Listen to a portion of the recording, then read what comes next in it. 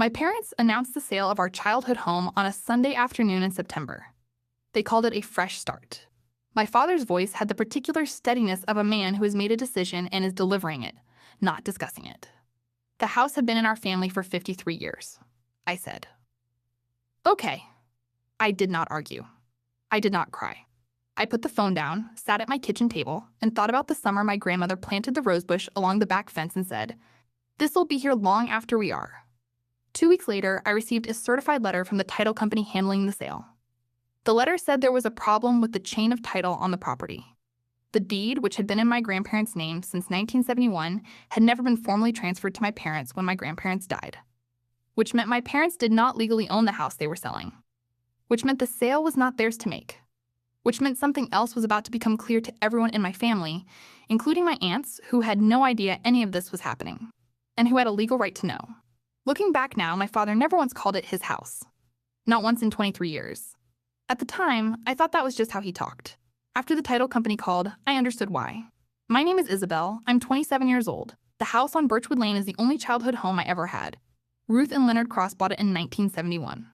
One story, 3 bedrooms, a backyard that backed up to a creek. They paid $22,000 for it and had saved for it the way people saved in that era, slowly, carefully, without complaining about the timeline. Leonard was a postal worker for 31 years. Ruth taught 3rd grade for 22 years. They were not wealthy people in any way that showed from the outside. They were wealthy in the way that takes decades to become visible, in the house they owned outright by 1988, in a home that had been lived in long enough to stop being a place and become a feeling. When I was old enough to pay attention, I noticed my grandmother kept every piece of paper that mattered: receipts, contracts, warranties. The original deed to the house is in a fireproof lockbox in the bedroom closet. She trusted paper in a way some people trust people. She said once, "If it's not written down, it's just a feeling. And feelings change." Looking back now, she was telling me something. I just didn't know what yet. My parents, Walter and Diane Cross, had moved in with my grandparents when my father lost his job in 1996. Temporary at first. Then my brother James was born, and he became permanent. When I came along in 1997, the house was simply where our family lived. My grandparents had one end, and we had the other, and the kitchen was shared, and nobody talked about the arrangement as though it required explanation. Leonard died in 2003. I was 6. I didn't realize then that no one handled his estate. I was 6. It wasn't something I would have noticed. But I noticed that the green velvet chair stayed exactly where it had always been, in the corner of the living room, reading lamp over the left shoulder, and nobody moved it or discussed it. It just became part of the house the way certain things do when no one wants to acknowledge that the person who used them is gone. Ruth died in 2011. I was 14. She was the person I had spent the most hours with of any adult in my life. She had picked me up from school, taught me to bake, shown me how to press flowers between wax paper, explained the name of every plant in the backyard. Her rosebush was along the back fence, red blooming every May and June. When she died, my parents took over the house as though it had always been theirs. I didn't question this. I was 14, and it seemed like the obvious next thing. But I remember, and I only understand this now, that Aunt Carol stopped coming to Birchwood Lane after the funeral. She had visited every Thanksgiving before that. She stopped. I thought she was grieving differently. I didn't understand then that she had asked my father about the estate once, sometime in the year after Ruth died, and he had said, "It's all handled." She had taken him at his word. What neither of us knew was that nothing had been handled at all. The announcement was on a Sunday in September. Downsizing. A condominium they liked. The sale is already in process. My father said, "We wanted you and James to know first." I said, "Okay." That was normal. The house was theirs to sell. That's how it worked. I thought. 2 weeks later, the certified letter arrived from Clearview Title Associates. During a routine title search, they had discovered the property deed at 14 Birchwood Lane remained in the names of Ruth Ann Cross and Leonard James Cross, deceased since 2003 and 2011, respectively. No probate on record for either. No transfer of title, ever. As a direct heir of the estate, I was being notified that the property could not be sold without proper settlement. I stood in my doorway and read it twice. And then I thought of something. Every time James or I had mentioned the house over the years, any major decision, any renovation question, my father had said, "We'll deal with that later." New kitchen? We'll deal with that later. Roof inspection? We'll deal with that later. Later. Always later. I had thought he was practical. Unhurried. I didn't realize then that he was never planning to deal with any of it. because dealing with it would have required proving ownership, and he couldn't prove something that had never been transferred. I called Meg that evening. Meg works in accounting. She has the particular no-nonsense quality of someone who has watched financial situations unravel from incomplete paperwork and is never surprised when it happens again. I read her the letter. She said, "Okay, walk me through what you know about the estate after your grandparents died." I said, "Leonard died in 2003. Everyone just kept living in the house." She said, "Was there probate?" I said, "I don't know." She said, "For Ruth in 2011? I said, "I genuinely don't know. I was 14. She said, "Who would have handled it?" I said, "My father." She was quiet for a moment. She said, "Issy, paying property taxes doesn't establish ownership. It just means you're keeping the government happy." I said, "So they've been living in a house they don't own?" She said, "Technically, yes. For potentially 20 years. I said, "And now they're trying to sell it." She said, "Which they can't do. The title is still in your grandparents' names." I said, "I need to find out if there's a will." The next morning, I called the county probate court. No filing for Leonard. No filing for Ruth. 20 years. No probate. No estate settlement. No formal transfer of anything. Looking back now, I thought about what Aunt Carol had said once, years ago, at Christmas. She had asked my father if the paperwork on the house was sorted out. He had said, "Of course. Don't worry about it." She had let it go. I hadn't thought about that exchange for 10 years. After the probate court call, I thought about it a lot, because if there were no probate, there might still be a will. And if there was a will, it would tell me exactly what Ruth had intended to happen to the house. I requested a search. Wills, once filed, become public records. Ruth had filed one. December 2010, 8 months before she died. It had never been submitted for probate. Someone had filed it and then let it sit. I requested the copy. And when I read it, I understood why my father had never called it his house. Because it wasn't entirely his to begin with. The will was 3 pages. Ruth's signature at the bottom in blue ink. Clear language. The kind of language you get when someone wants to make sure there is no room for interpretation. She had left the house on Birchwood Lane equally to her 3 children. My father, Aunt Carol, Aunt Diane. 1/3 each. My father had known this. He had told me years ago, when I was maybe 16 and had asked about the house someday, that the house would stay in the family. That there was no need to worry. I had taken that to mean it was his and would eventually come to James and me. That wasn't the part that stayed with me. The part that stayed with me was this.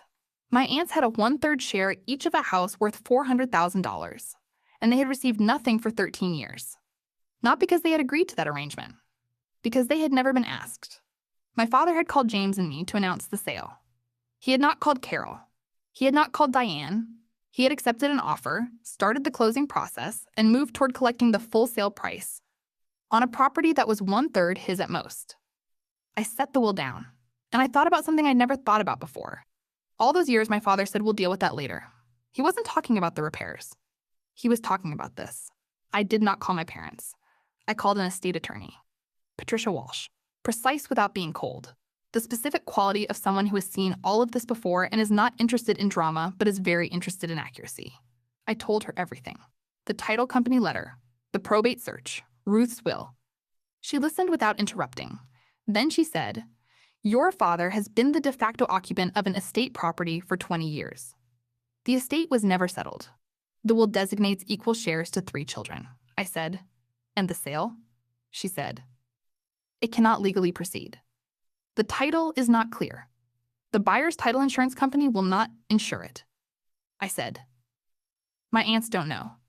She said, "They're going to need to be contacted. They're beneficiaries. They have a legal right to know." Then she said something I wasn't prepared for. She said, "Isabel, your father doesn't just have to settle the estate before selling. He has to account for 20 years of occupancy on a property that was 1/3 someone else's. He may owe rent to the estate for his sister's shares." I sat with that. She said, "Or the will may be interpreted to grant him something for maintaining the property. These are negotiable. But they have to be negotiated honestly, with all parties present." I said, "He didn't include his sisters because he didn't want to share the proceeds." She said, "I don't know his intent. What I know is that he didn't notify them, and the estate was never settled." She said, "You have a choice. Approach your father privately, or wait for the estate process to require notification of all beneficiaries. She said, the private conversation gives him the chance to do this right before it becomes official. I said, and if he doesn't? She said, then it becomes official anyway. The title cannot close without it. Looking back now, I think part of me had always sensed the house didn't feel entirely settled. Not the house itself. The house felt like home completely, the way things do when you've only ever known one place. But the ownership of it. The way my father always talked about what he'd done to the property, not what the property was worth. The maintenance costs, the repairs, the tax bills. Not the equity. Not the title. Not the legal standing. I didn't realize then that he had been narrating the version of ownership he could defend, the practical version, the lived-in version, because the legal version wasn't available to him. My father called once during the 4 days I spent with Patricia. A normal call. How are you? The packing is going well, and the buyers are eager. I said, I'm glad it's coming together. I said nothing else. He didn't know. Have you ever known something that would change everything for everyone around you and had to carry it while normal conversations continued on the outside? If you know that specific weight, type enough in the comments.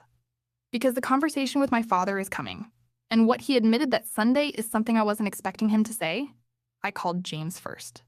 James is my older brother, 30 years old. He processes difficult information with the steadiness of someone who doesn't catastrophize and doesn't minimize. He sits with things until he understands them. I told him everything. He was quiet for a while. Then he said, Dad's managed the house the whole time? I said, yes. He said, and his sisters don't know? I said, correct. He said, is he?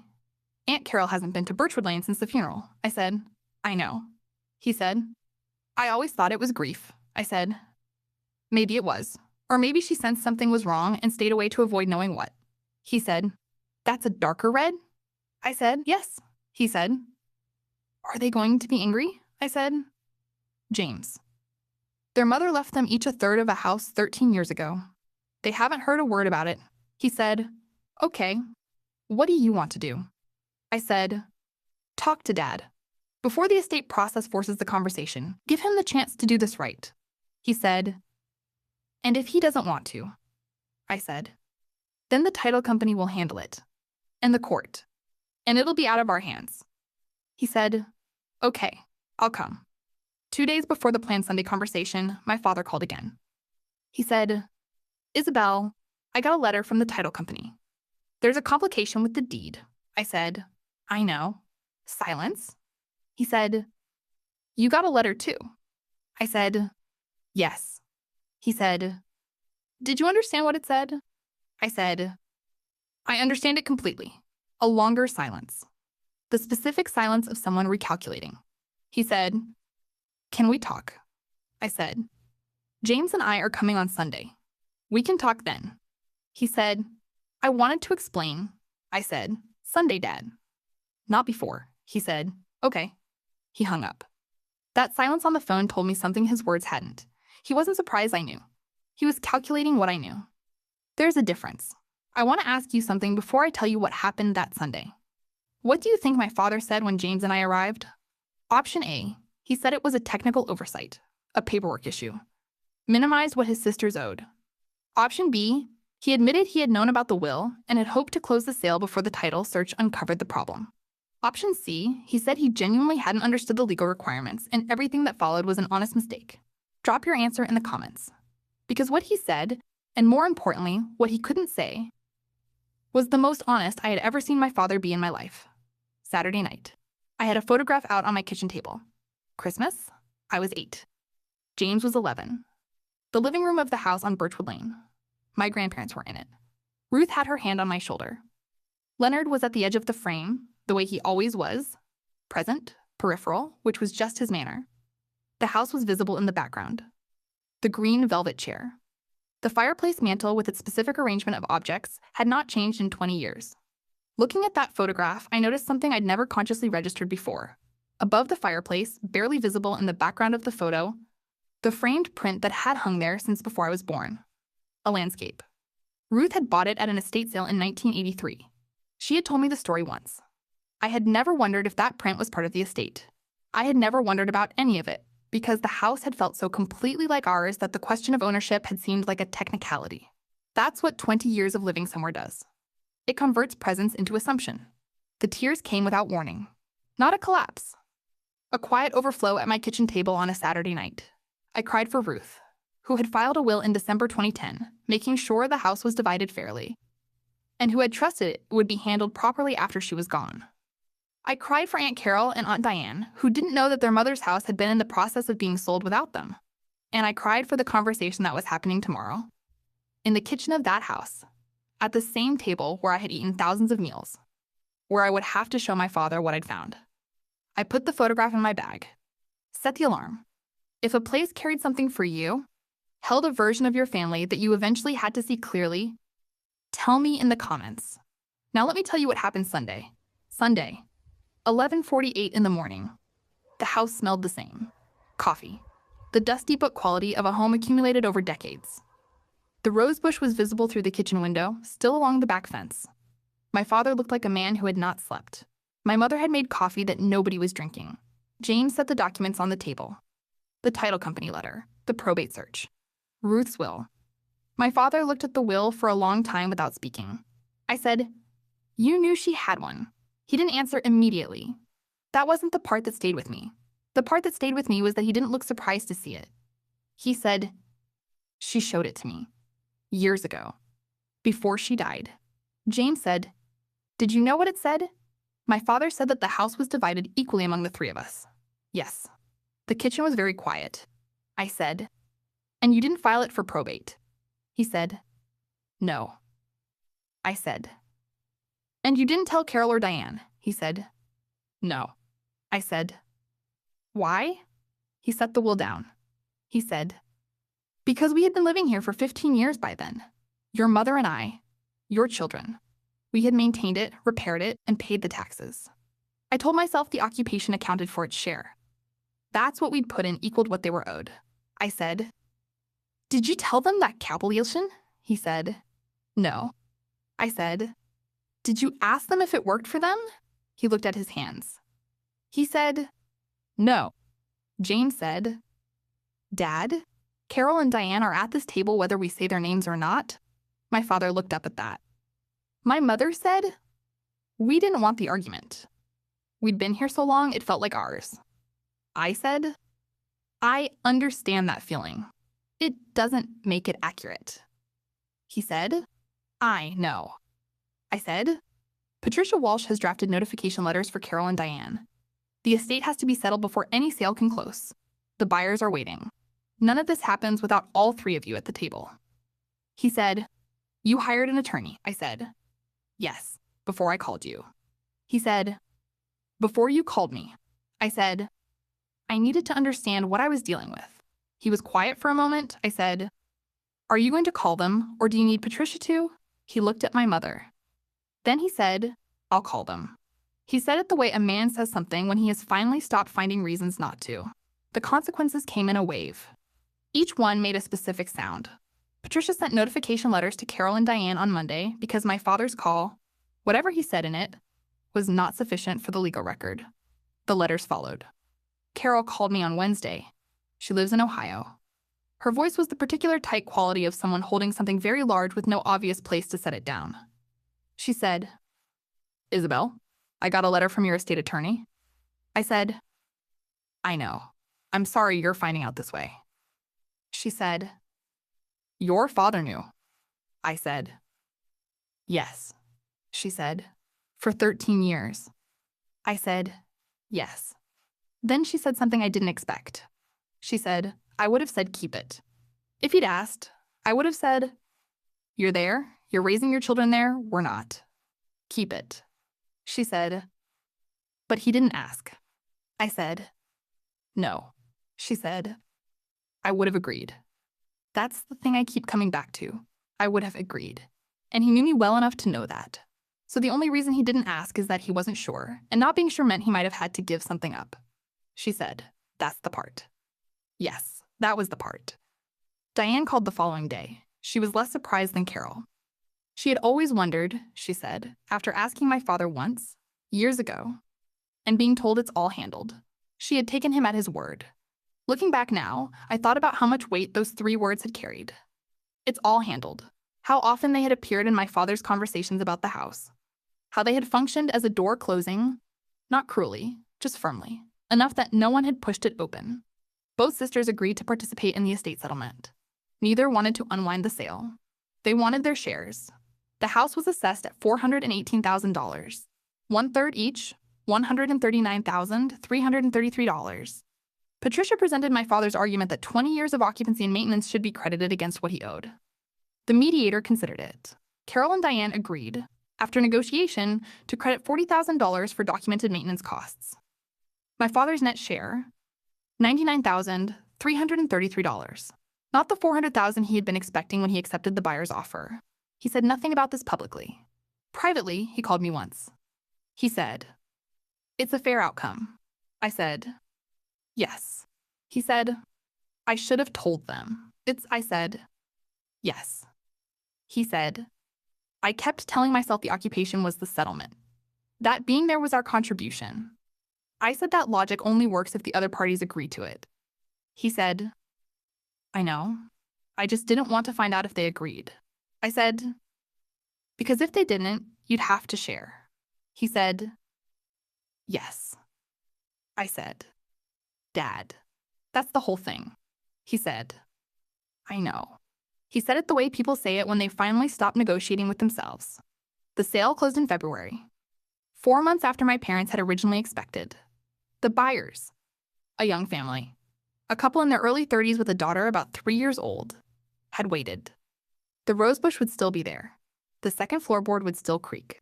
Someone else would learn to step over it. I drove past the house the week before closing. Didn't stop. Just drove by slowly. The lights were on inside. The yellow curtains in the kitchen window are catching the early winter light. I parked down the street for a few minutes. I thought about Ruth at her kitchen table with her fireproof lockbox.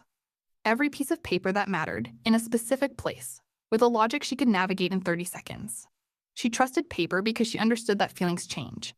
She had documented everything she could document. And the one thing she couldn't control, whether any of it would be handled properly after she was gone, she had trusted to my father. I didn't think she'd made a mistake in trusting him. I don't think he was a villainous person. I think he was comfortable in a confusion that served him, and he chose not to examine it for as long as he could. That choice had a cost. Not the house exactly, but the version of the story where he had done the right thing. The version where his sisters were told, were asked, agreed, and the sale was clean. That version was available to him for 13 years. He chose the easier one. The easier one didn't stay easy. My Aunt Carol came to visit in March. She stayed for a weekend. We sat in my kitchen and talked for 3 hours, which was more than we had talked in any 3 consecutive years of our lives. She said, "Your grandmother would have been both very upset and not at all surprised." I said, "Which part?" She said that it wasn't handled the way she planned. Ruth was specific. She wanted it to be equal. She didn't want anyone left out. She said, and then she was gone, and the whole thing just sat there. I said, "For 13 years. She said, 13 years. She was quiet for a moment. She said, "I'm not angry at your father anymore. I understand the logic. He was there. He maintained it. He raised his children there. I understand how that becomes yours in your own mind, even when it isn't." She said, "But unilateral decisions about things that belong to multiple people only work if those people had agreed. And you don't know unless you ask." I said, "That's it exactly." She said, "Ruth would have said something sharper." I said, "She usually did." It's April. The rosebush along the back fence on Birchwood Lane is probably budding now, red, the way it does every May, the way Ruth planted it, expecting it to outlive her. It will outlive her. It already has. I've been thinking about what she understood that my father didn't. She wrote a will in December 2010. 3 pages. An attorney. All 3 children are named, equal shares. Her signature in blue ink at the bottom. She did this because she understood that love, even real love, the love of a family that has lived together for 30 years, doesn't make things automatically right when it comes to what's owned and what's owed. Fairness doesn't happen on its own. It has to be documented, recorded, made legible to the people it involves. She couldn't make my father file the will for probate. She couldn't make him call his sisters. She couldn't reach forward from 2011 and fix what was coming.